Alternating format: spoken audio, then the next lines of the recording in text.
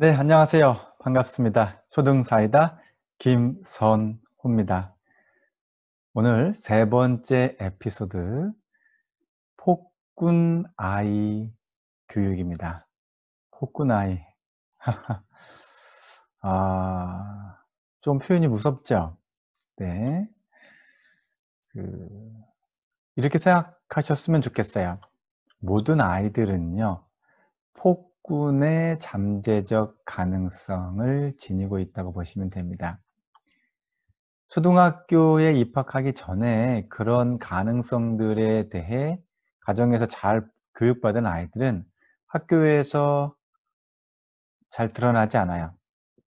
하지만 그러한 가능성을 노출시킨 아이들은 학교에 와서 며칠도 안 돼서 친구들과 부닥칩니다.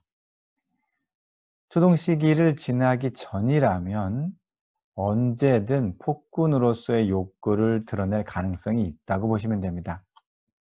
자, 그렇다면 어떤 아이가 폭군 아이인가? 혹시 일단 폭력성이 심한 경우에 폭군 아이라고 하나 생각하실 수 있어요? 그렇지 않습니다. 오늘의 주제가요. 폭군 아이와 폭력적인 아이와는 구분을 하실 필요가 있어요. 폭력을 쓰지 않더라도 얼마든지 폭군의 역할을 할 수 있습니다. 이런 겁니다. 폭군 아이라는 것은 선택권을 자신이 쥐고 있어야만 하는 아이들을 뜻해요. 만약 내게 어떠한 선택권이 없는 상황이 오면 견디지 못하는 아이, 그 아이를 폭군 아이라고 표현하는 겁니다. 자, 그럼 선택권이 뭔가 또 그렇게 생각하실 수 있는데요. 예를 들어서 말씀을 드릴게요. 영희는요, 아침에 등교할 때마다 엄마에게 이렇게 말을 합니다. 난 이 옷만 입고 갈 거야. 다른 옷은 안 입어. 엄마 입장에서는 날씨도 생각하고 옷의 청결 상태도 생각하고 이것저것 골라서 옷을 챙겨줍니다. 하지만 아이는 그러한 것들을 고려하지 않은 채 그냥 자신이 선택하겠다고만 해요. 그리고 자신이 고른 옷만 입고 간다고 실랑이를 벌입니다. 사실 엄마도 출근해야 되고 또 영희를 늦지 않게 학교에 보내야 하고 그렇게 시간에 쫓기다 보면 그래 그렇게 해라 라고 대답을 합니다. 결국 아침에 옷을 골라 입는 것에 대한 선택권은 오로지 영희의 권한이 되어버린 거죠.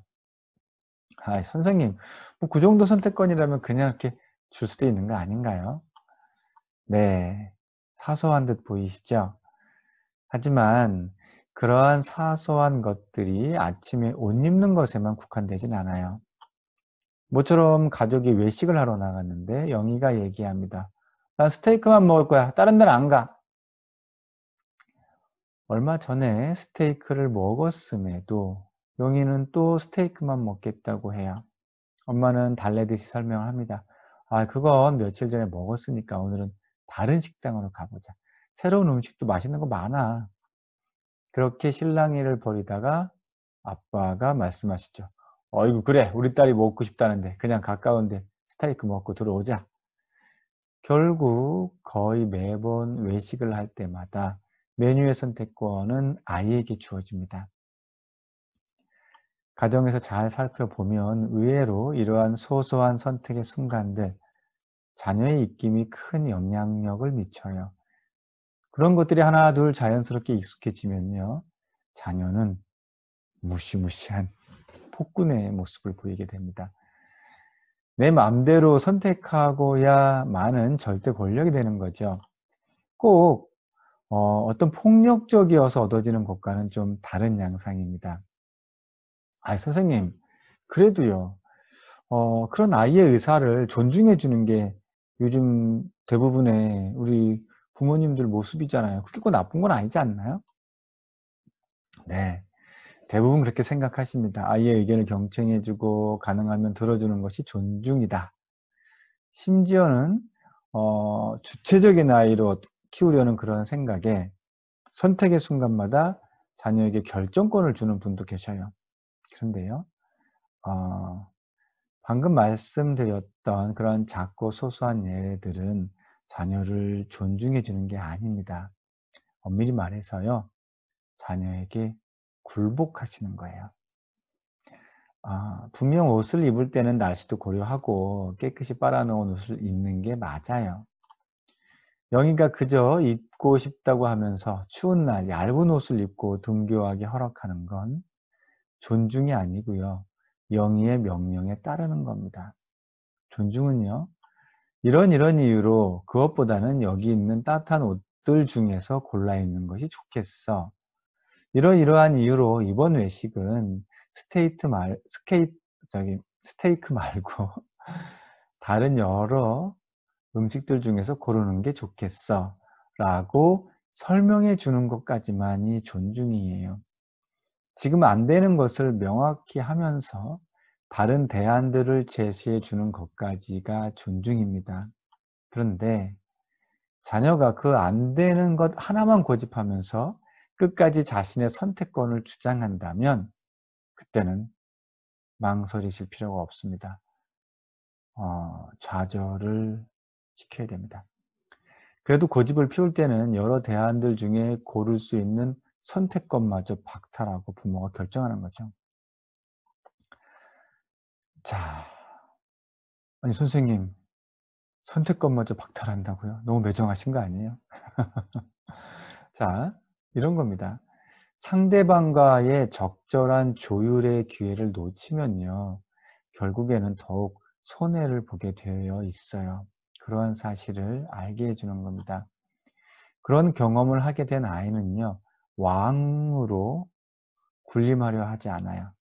대화와 타협 속에서 최선의 선택을 하는 것이 그나마 최대의 이익을 보장받을 수 있다는 것을 알게 해야 됩니다. 그런데 그때 끝까지 때를 쓰면 어떻게 하나요? 네, 안타깝지만요, 때를 쓰는 단계에 접어들었다는 건 이미 폭군의 경험을 여러 번 해봤다는 뜻이에요. 상대방을 힘겹게 함으로써 자신의 선택권을 회복하겠다고 하는 건데요. 그런데요, 사실 때를 쓰는 아이는 의외로 쉽습니다. 무엇만 충분하면 쉽냐면 시간만 일단 있으면 돼요. 때를 써도 아무런 이익이 없다는 사실을 알 때까지 그냥 놔두면 됩니다. 그런데요, 대부분의 영특한 폭군 아이들은요, 촉박한 순간에 때를 써요. 알고 있는 거예요. 이 시간에 때를 쓰면 어쩔 수 없이 자신의 선택을 받아줄 수밖에 없을 거야 라고요. 그럴 땐 이렇게 하시면 됩니다. 이렇게 바쁜 아침 시간에 너가 고집을 피워서 손해가 크네. 이번 주말에 사주기로 한 치킨은 없다. 너무 냉정한가요? 자, 바로 그 안타까운 마음이 부모님을 약하게 만드시는 거예요. 자녀에게 너무 차가운 부모로 기억되면 어떻게 할지, 자, 때를 쓰는 아이는요, 그나마 냉정하게 내치시는 분들도 또 계셔요. 그런데 마치 피해자인 양 훌쩍이면서 슬퍼하는 모습을 보이는 아이들도 있습니다. 그러면서 이렇게 말을 하죠. 엄마 아빠는 날 사랑하지 않는 것 같아. 그럼 또 부모는 가슴이 아파서 못 이기는 척 다른 보상이라도 더 막 덧붙여서 해줘야 될 것 같은 그런 마음이 자녀에게 다가갑니다. 이렇게 말씀드릴게요. 그런 아이들은요, 매우 전략적인 폭군입니다. 넘어가시면 안 돼요. 이렇게 생각을 하세요. 자녀를 존중해야 하는 만큼 부모도 자녀로부터 존중받을 자격이 있습니다. 상호 존중은요, 선택권을 1인에게 독점시키는 게 아니에요. 서로에게 적절히 분배하는 겁니다. 그런 과정을 배우는 것이 자기 중심성에서 벗어나 폭군에서 상호 존중하는 어른이 되는 겁니다. 자, 안 된다라는 사실을 명확하게 하면 아이들에게 심리적인 상처를 줄까 염려하시는 분들도 계셔요. 이렇게 생각을 하셔야 됩니다. 누군가 내게 냉정하게 표현했을 때 무척 서운함을 느낍니다. 그건 당연해요. 그런데요, 그 서운함과 심리적인 상처를 혼동하시면 안 돼요. 선택의 순간에 옳고 그름, 더욱 좋은 방향을 고르는 일은 혼자만의 결정만으로 되는 게 아닙니다. 자신의 주장이 받아들여지지 않는다고 서운해하면서 더 나아가서 화를 내고 떼를 쓰는 아이로 키우는 것, 그것이야말로 심리적으로 튼튼하지 못하게 교육하시는 거예요.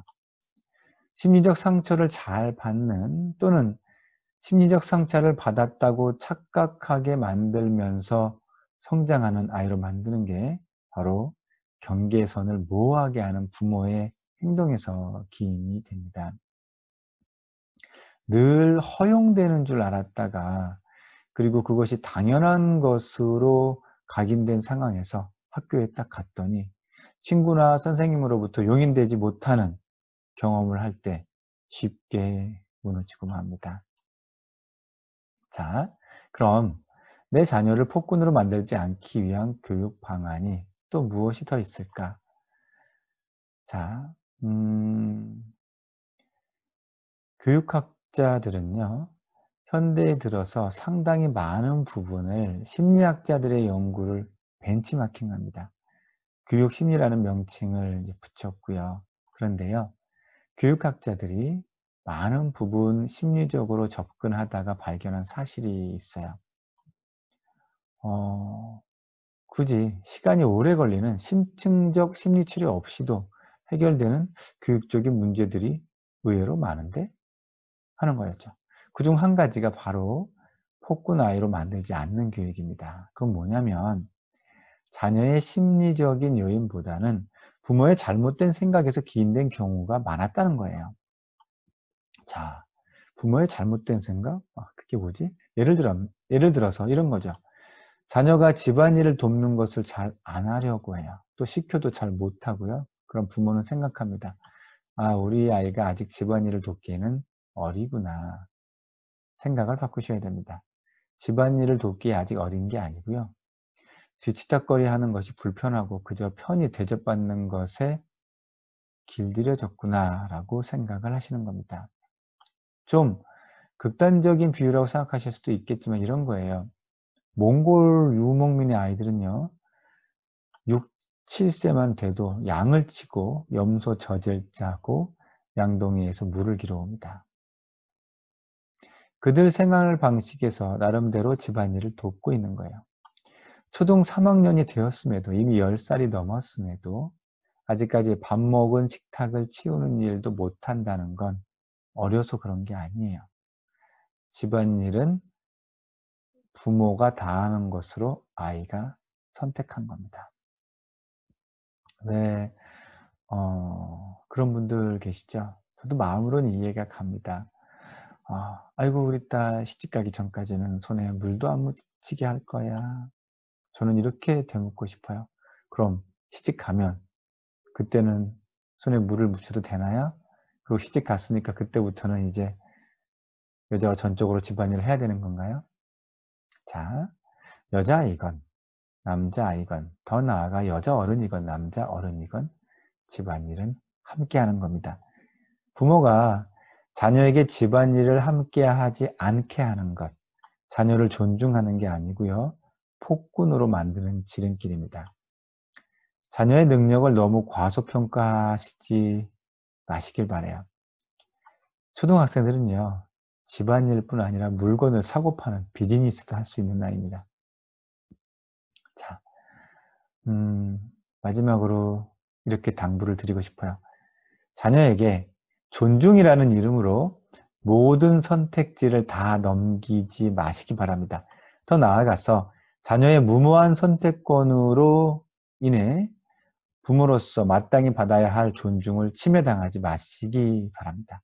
자녀 못지않게 상처받는 부모도 의외로 많습니다. 엄마가 원하는 식당에서 엄마가 먹고 싶었던 음식을 직접 주문하시기 바랍니다. 그리고 당당하게 말씀을 하셔요. 외식은 가족 모두를 위한 거야. 그리고 오늘은 그 중에서 엄마를 위한 차례야. 초등사이다 세 번째 에피소드, 폭군 아이들에 대한 교육에 대한 이야기였습니다.